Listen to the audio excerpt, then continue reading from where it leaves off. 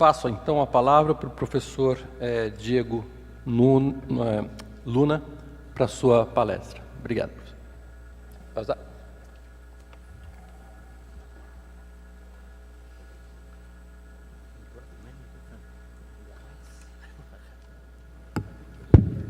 Buen día. Muchas gracias.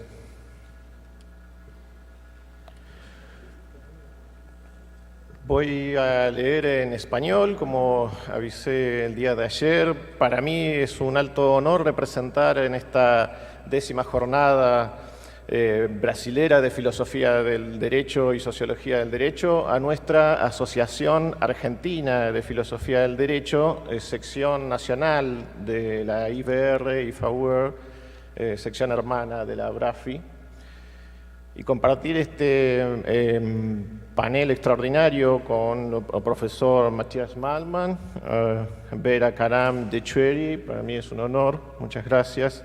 Agradezco por eso a nuestro presidente, actual presidente Diego Dukelski Gómez, y a quienes lo precedieron, Juan Pablo Alonso y el profesor Renato Ravivaldi, como así también, por supuesto, a la actual comisión directiva que me apoyó para estar hoy aquí con ustedes. Agradezco también y especialmente a los miembros organizadores, amigos y colegas de Brasil, empezando por el profesor Nuno Coelho, y los amigos, actual presidenta de la BRAFI, Margarida Lacombe, aquí presente, es un honor, y también a Marcelo Campos Galupo, anterior presidente, aunque no esté aquí, le envío por favor mis agradecimientos por intermedio de ustedes. En esta ocasión hablaré de algunas ideas de quien fuera el más importante filósofo del derecho de Argentina del siglo pasado. Hablo, por supuesto, de Carlos Cosio y su teoría egológica del derecho.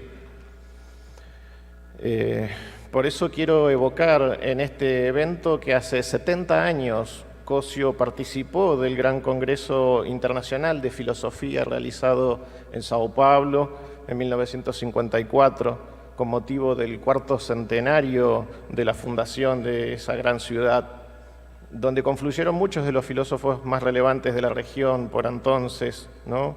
Jorge Millas, Julián Marías, Francisco Miró Quesada, Eugenio Pucciarelli, Miguel Reale, Miguel Ángel Virasoro, Leopoldo Sea, entre otros. Me propuse para estas jornadas, que llevan por lema Derecho y Desigualdades, recuperar la caracterización de la idea de justicia en la teoría egológica del derecho, como creación de igualaciones de libertad. No se trata de la pretensión probablemente imposible de encontrar la respuesta a la definición de justicia, sino de recordar, para aprovechar su utilidad epistemológica, la caracterización que sobre este problema pudo acuñar la teoría egológica del derecho. En primer lugar, presentaré entonces a trazo grueso el perfil de las nociones básicas de esta teoría. Luego expondré algunos aspectos de la crítica egológica a las concepciones tradicionales de la justicia entendida como una virtud y en su clásica definición de dar a cada uno lo suyo. A partir de ello señalaré la manera en que la teoría egológica abreva en el pensamiento de Platón, Aristóteles y Santo Tomás. Aclaro, no soy un especialista en Aristóteles, me atreveré a mencionar alguna idea, para presentar así su concepto de justicia como creación de igualaciones de libertad. Y finalmente estableceré una cierta relación entre esta noción de razonabilidad ponderativa y las modernas teorías de los principios y la denominada ponderación. Para ello me valdré de un ejemplo judicial en un caso argentino. Y por último, mediante algunos ejemplos de actualidad en Argentina y Latinoamérica, intentaré mostrar la utilidad de este concepto que desde este enfoque nos brinda para abordar los mismos problemas que hoy se abordan desde la teoría de los principios y la denominada ponderación jurídica. Una brevísima introducción a la teoría egológica. La teoría egológica surgió a mediados del siglo pasado en América Latina en un contexto que se denominó con particular astucia el ambiente axiológico de la teoría pura del derecho, al decir del filósofo colombiano Rafael Carrillo Luques. En este particular ambiente filosófico confluyeron también, por lo menos, la obra de Eduardo Nieto Arteta, también en Colombia, las perspectivas trialistas de Miguel Reale en Brasil, por ejemplo, de Werner Goldschmidt en Argentina, de Carlos Fernández Cesarego en el Perú, o también el raciovitalismo de Recasensi-Yes en México, por supuesto, o la axiología jurídica de Eduardo García Maínez también en México. Todas observando esa crítica kelseniana, como el kelsenismo que señaló Antonio Sánchez de Bustamante y Montoro en la República de Cuba, en la República Hermana. O el integrativismo de Rafael García Rosquellas en Bolivia, para mencionar los filósofos del derecho latinoamericanos del siglo pasado. La teoría gológica lo explica el jurista baiano Antonio Luis Machado Neto, y me atrevo a leer en portugués o portuñol. Decía Machado Neto: o direito, por inexistir no caso un objeto físico que lhe constitua o soporte, e un objeto egológico, por consistir en conduta humana en interferencia intersubjetiva, que é o que o distingue da moral, segundo a famosa distinção do Giorgio Del Vecchio, que Cossio transforma do plano lógico para o plano ontológico. Para Cossio e a escola ecológica, a dogmática é uma ciência da experiência, embora da experiência valorativa, porque cultural, uma ciência de objetos reais. En 1969, Cossio anunció la publicación de un libro bajo el título Teoría de la Justicia, en el que habría de sintetizar sus aportes sobre la axiología jurídica y la justicia propiamente dicha. En ese libro, que aparentemente quedó inconcluso como tal, sin embargo, Cossio expone su teoría de la justicia, que puede ser reconstruida a través de sus muchos escritos dedicados al tema. Desde esta perspectiva, la problemática axiológica de la justicia se asienta sobre la base del principio de razón suficiente, lo que determina que su reflexión sobre la justicia sea de corte netamente racional y no metafísico, por girar en torno del principio lógico supremo, como lo es el principio de identidad. A es A.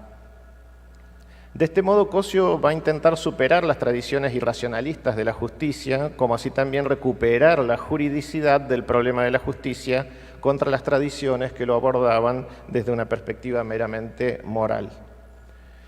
En su intento por caracterizar un concepto jurídico de la justicia que lo devuelva con utilidad para el plano jurídico a la ciencia del derecho, recuperándolo de la moral al que había sido recluido, Cossio ensayó entonces una crítica de las nociones platónica y aristotélica de justicia, para luego intentar una integración de ambas nociones conjugada con la noción tomista de la justicia social. Sobre estas nociones de Platón y Aristóteles va a decir Cossio, y lo cito: Platón sistematizó con la templanza, la fortaleza, la sabiduría y la justicia el sistema de las virtudes cardinales. La templanza era la perfección de la sensibilidad, la fortaleza lo era de la voluntad y la sabiduría lo era del intelecto. La justicia, sin raigrame material propia, daba la unidad del sistema ético con un sentido de totalidad, al ser el equilibrio recíproco y proporcionado de las otras virtudes. Aristóteles, en cambio, vio en la justicia su alteridad. Ella no se refería a la conducta de un individuo aislado, sino que implicaba el despliegue de una conducta compartida, y la justicia era, pues, la virtud específica del derecho. Como se advierte entonces, Cossio destaca de Platón la idea de totalidad y de equilibrio, mientras que de Aristóteles rescata su nota o relación de alteridad, el uno con el otro. Sobre las ideas de Santo Tomás, Cossio va a criticar que se han efectuado, y cito a Cossio, artificiosas distinciones en la justicia, como la conocida de justicia conmutativa y justicia distributiva, que solo ha traído perjuicios para ver la unidad de este problema. Precisamente, Santo Tomás, para subsanar una notoria insuficiencia de aquella bipartición, habló como una tercera especie de una justicia social, en forma tal que, agravando este artificio analítico, encontró la manera de superación de este problema de fundamentación. Cosio rescata esta idea tomista de justicia social o de socialidad de la justicia, pero rechaza el artificio de adoptar una tercera especie de justicia, sino que va a intentar unificar en una sola noción de justicia lo que considera correcto o apropiado tanto de las nociones de Platón, Aristóteles y Santo Tomás. Así, en un intento de síntesis, Cosio dirá: la teoría egológica, al mostrar que los valores de conducta son inmanentes a la libertad, puede establecer que son valores jurídicos todos los que tienen estructura de alteridad, de relación de uno con el otro, de acuerdo con esta idea aristotélica. Solo que además de la justicia, corresponde incorporar también a los valores del orden, la seguridad, la paz, la cooperación, la solidaridad, de la que nos habló el profesor Nalman. Pero en tal caso, de acuerdo ahora con la idea platónica de la totalidad, la justicia da el equilibrio y proporción recíprocos de aquellos otros valores que son sus términos afines, como lo verifica el hecho de que la justicia acompaña a cada uno de los otros valores como si fuera su sombra. Por ejemplo, si una institución realiza un buen orden, pero una mala solidaridad, ya por ello es parcialmente justa. Mientras el pensamiento tradicional ponía la noción aristotélica dentro de la noción platónica, la teoría egológica pone al revés la noción platónica de totalidad dentro de la noción aristotélica de alteridad. Y con ello, entonces, intenta conjurar el vicio del jurista moderno de poder hablar de la justicia sin tener que hablar de la moral, hablando de justicia en términos jurídicos. Y por último, respecto de la idea de socialidad de la justicia en el pensamiento tomista, Cosio va a decir que la teoría egológica recoge esta idea tomista de socialidad de la justicia, pero proyectándola sobre la totalidad del problema, para eliminar esta subdivisión de tres ideas distintas de justicia. Y con ello, intentar eliminar también el residuo de la noción de justicia como virtud individual. Pues no puede mantenerse la justicia social enfrentada a las dos formas clásicas de justicia individual, porque si se habla de una verdadera justicia, todas las justicias que dirían lo mismo son una sola o serían una sola. La justicia no puede menos que ser justicia social, por naturaleza. En efecto, el fundamento de la socialidad de la justicia no está, como dice la idea tomista, a fin de construir una especie aparte frente a las otras dos especies tradicionales, en una especie de comunidad abstracta, diferente de los individuos que la componen, sino que la justicia social está en la naturaleza coexistencial de la existencia humana, en la convivencia. Y nuevamente explica Machado Neto que la teoría egológica de esta manera, en su opinión, consigue superar estas sutiles distinciones aristotélicas y tomistas de la justicia conmutativa y justicia distributiva, distinciones que perjudican el problema, abordar como un problema único el problema de la justicia. La caracterización de la noción de justicia en la teoría egológica no se presenta entonces como un mero problema de definiciones o de palabras. El problema es abordado desde un punto de vista que pretende ser descriptivo, desde un enfoque realista que se nutre, eso sí, de categorías conceptuales de la filosofía fenomenológica y existencial muy en boga en la época, a mediados del siglo pasado.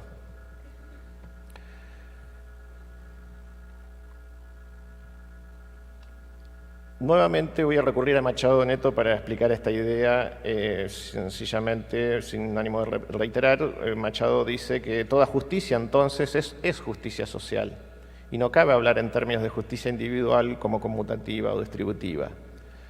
La justicia social se corresponde ontológicamente al entendimiento comunitario, dice Machado, expresión positiva del proyecto colectivo, en el cual las soluciones institucionales pueden ser vividas como un peor o un mejor.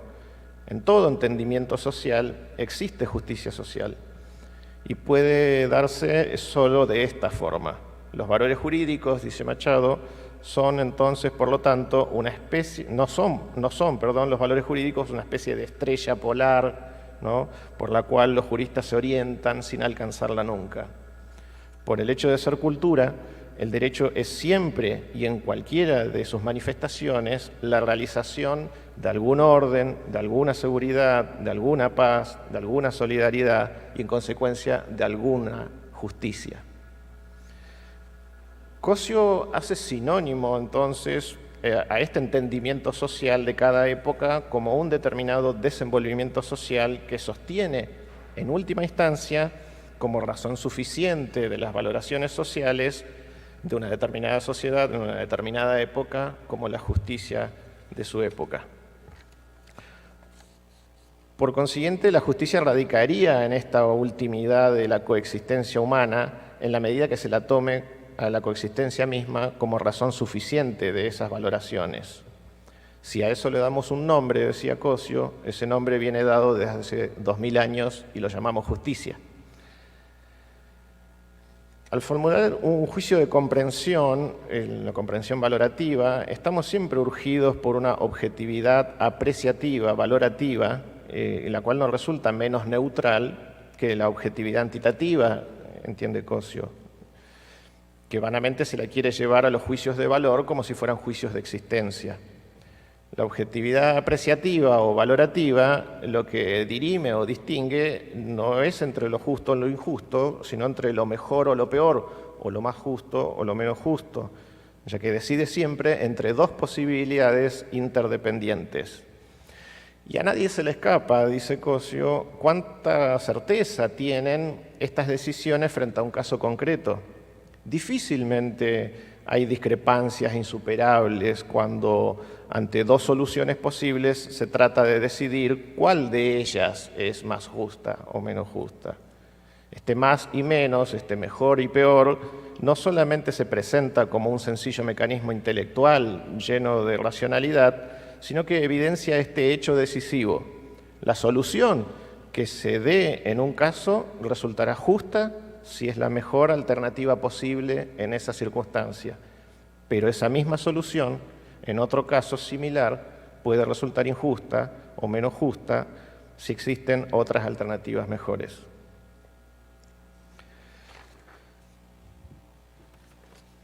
Una justicia como razonabilidad ponderativa fue el desarrollo que hizo Juan Francisco Linares en Argentina también a partir de las ideas de Carlos Cosio en su tesis de 1943, conocida como La razonabilidad de las leyes.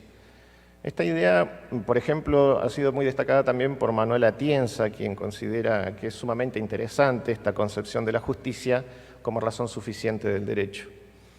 A diferencia de lo que sostenía Aristóteles, a mayor mérito, mayor retribución, o a menor mérito, menor retribución, dice Linares, el ideal de justicia dice lo contrario desde este punto de vista.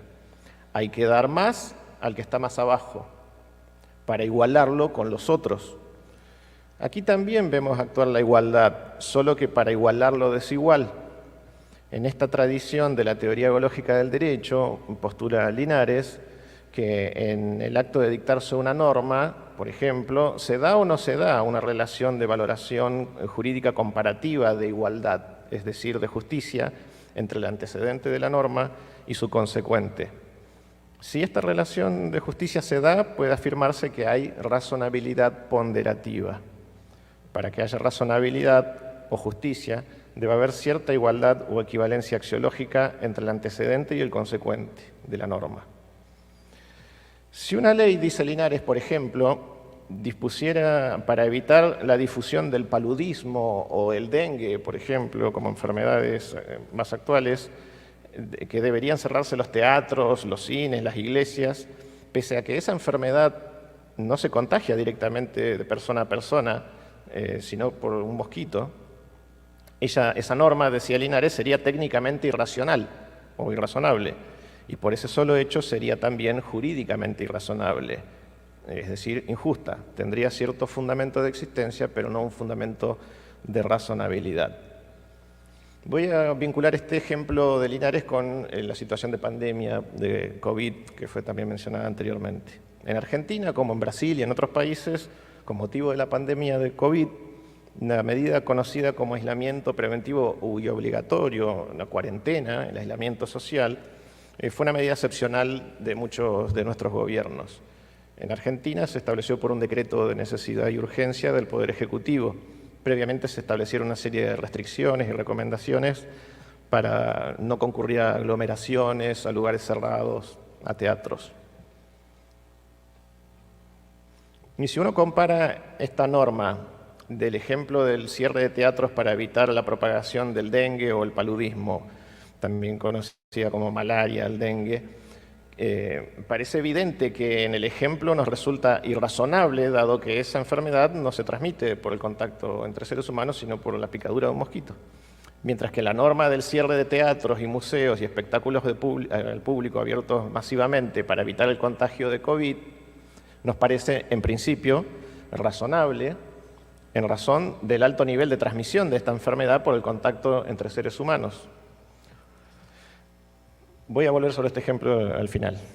En la moderna teoría del derecho, vinculando esta teoría con la teoría de la ponderación, y especialmente en el amplio marco del denominado neoconstitucionalismo, ha cobrado relevancia, yo diría que se ha puesto de moda, en cierta manera, hablar de ponderación, sobre la base de una distinción clara entre reglas y principios. No me interesa ingresar ahora en el detalle de las diversas corrientes, como así tampoco en el problema relativo al modo en que habría de practicarse la mencionada ponderación, como así tampoco si ello es posible a partir del esquema conceptual en cuestión. Sí me interesa señalar el fenómeno de realidad jurídica al que se alude actualmente con ese aparato conceptual de la teoría de los principios y la ponderación.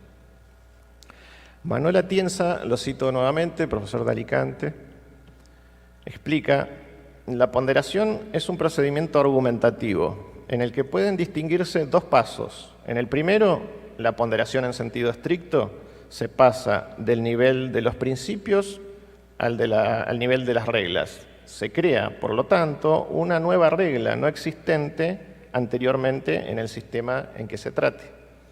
Luego, en un segundo paso, se parte de la regla creada y se subsume en ella el caso por resolver. Lo que podría llamarse la justificación interna de este primer paso es un razonamiento con dos premisas. En la primera, se constata simplemente que, en relación con un determinado caso, existen dos principios o conjuntos de principios aplicables, cada uno de los cuales llevaría a resolver el caso en un sentido incompatible con el otro, incompatibles entre sí. En la segunda premisa se establece que, dadas tales o cuales circunstancias que concurren en este caso, uno de los dos principios o conjuntos de principios derrota al otro, es decir, se afirma que ese principio tiene mayor peso, la famosa fórmula del peso.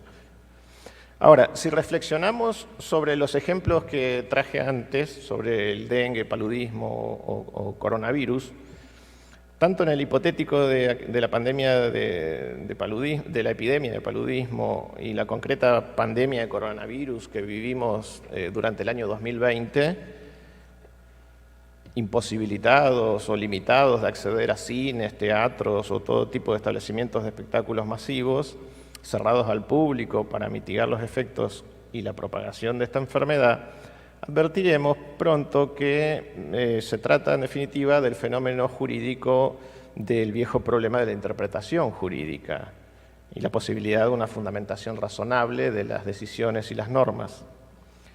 Claro que el asunto podría plantearse también ahora en términos de ponderación de principios. Por ejemplo, el principio de la salud pública versus libertad de circulación. Cualquiera sea la fórmula de peso para determinar si en un caso en concreto debería primar la salud pública por sobre la libertad de circulación o viceversa, libertad de circulación sobre salud pública, una norma o decisión jurídica semejante podría también fundamentarse desde la perspectiva de la razonabilidad ponderativa de la que estoy hablando. Con esto voy a dar el ejemplo que ocurrió en un caso judicial en Argentina, apenas comenzada la pandemia. Al día siguiente de la sanción del decreto de necesidad y urgencia que dispuso la cuarentena, esto era comienzos de marzo de 2020, un abogado planteó una acción de habeas corpus, una acción judiciaria, habeas corpus, alegando que la medida que obligaba a la cuarentena a todo el pueblo argentino cercenaba su derecho a circular libremente. Como se imaginarán, intuyo, los jueces de la Cámara de Apelaciones en lo criminal de la Ciudad de Buenos Aires rechazó la pretensión. Para ello, los jueces argumentaron que si bien el aislamiento dispuesto constituye una restricción a la libertad ambulatoria y al derecho de reunión, tutelados constitucionalmente, esa restricción de derechos fundamentales se debía a razones de salud pública de público conocimiento. Estamos 20 de marzo del 2020.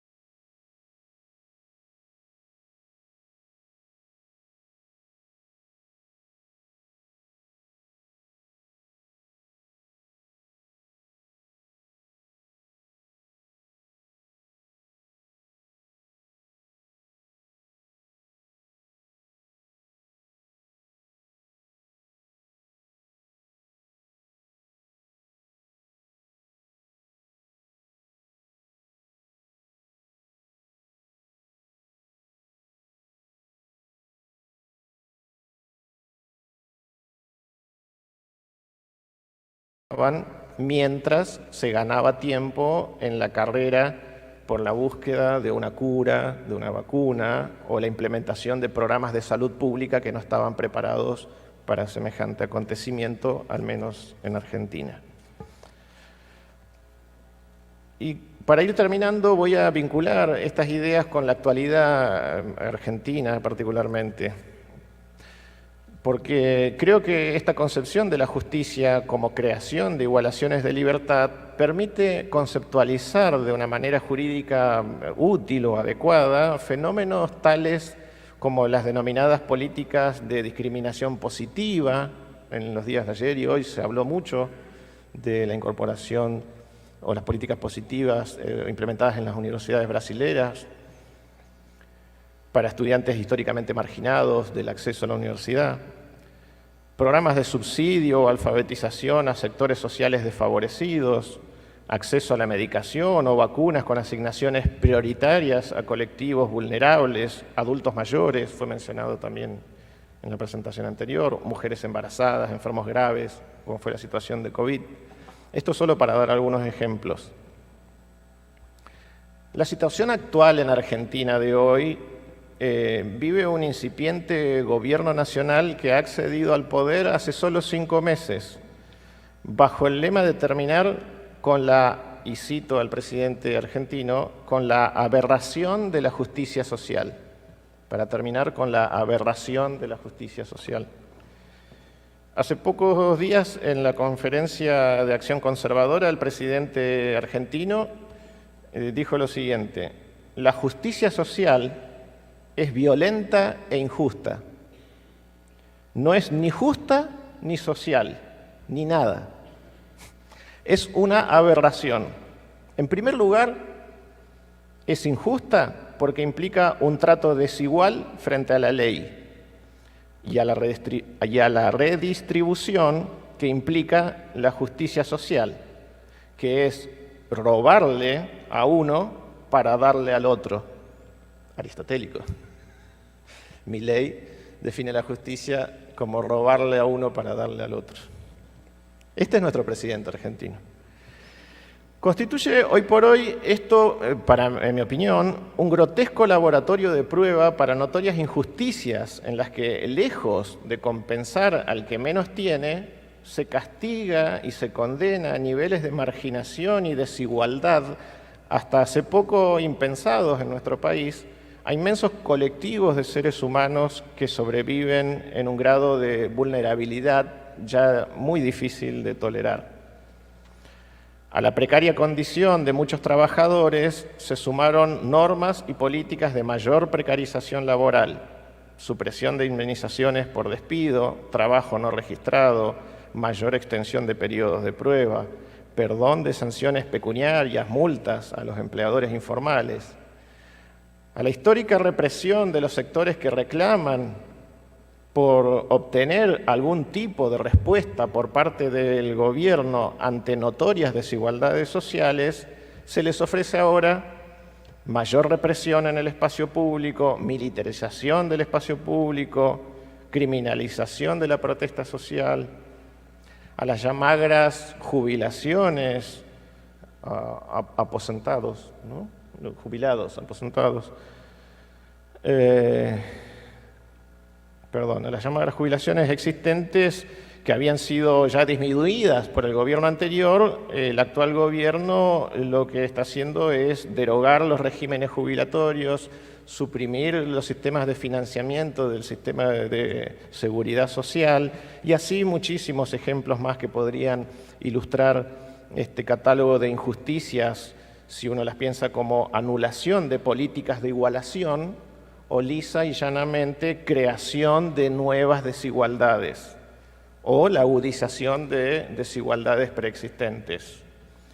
Y se han atacado organismos públicos de todo tipo en los últimos 5 meses, agencias de comunicaciones como la Agencia Nacional, TELAM, institutos de la cultura como el Instituto del Cine, desfinanciado y atacado cultural y políticamente, la ciencia y técnica, nuestras universidades, el Consejo Nacional de Investigaciones Científicas,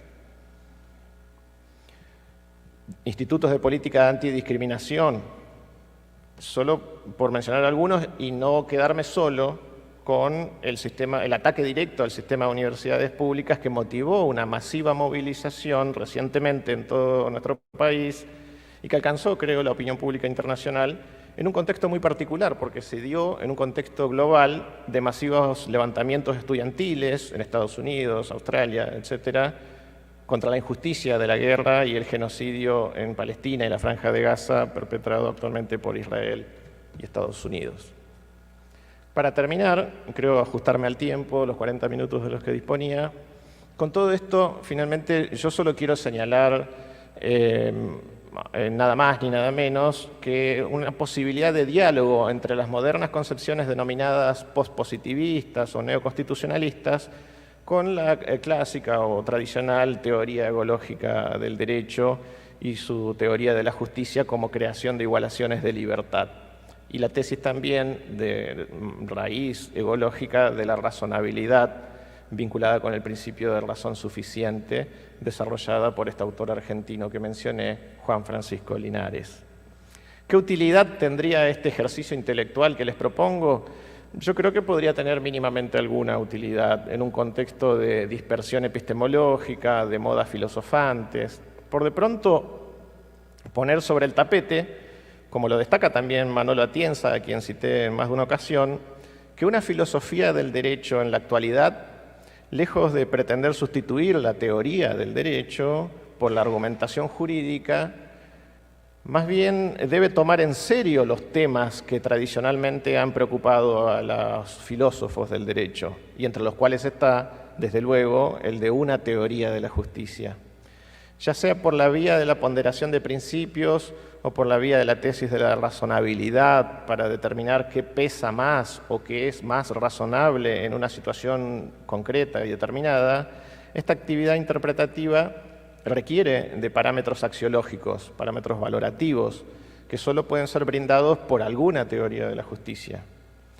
¿Es razonable restringir al mínimo la circulación de personas para evitar la propagación de la pandemia de coronavirus, el caso que les comenté? ¿Es justo profundizar situaciones de desigualdad preexistente cuando ello afecta a sectores históricamente desfavorecidos, solo para alcanzar con ello un supuesto equilibrio fiscal en las rentas del Estado?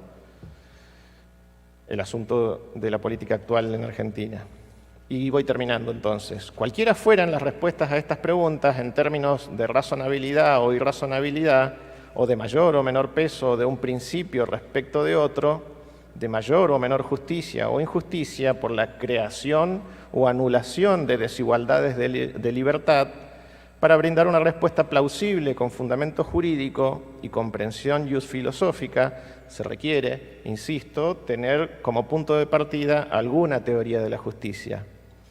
La concepción egológica de la justicia, que entiende a la justicia como creación de igualaciones de libertad, mediante la cual se puede alcanzar el mejor entendimiento social en las concretas circunstancias de cada momento histórico, es solo una más entre tantas teorías de la justicia. No es la única, por supuesto, pero es una posible teoría de la justicia pensada en nuestra América y desde nuestra América Latina. Yo diría, para terminar una vez por todas, una razonable teoría de la justicia para la ponderación de la razonabilidad jurídica de nuestra América tan atravesada por tantas desigualdades sociales. Muchas gracias.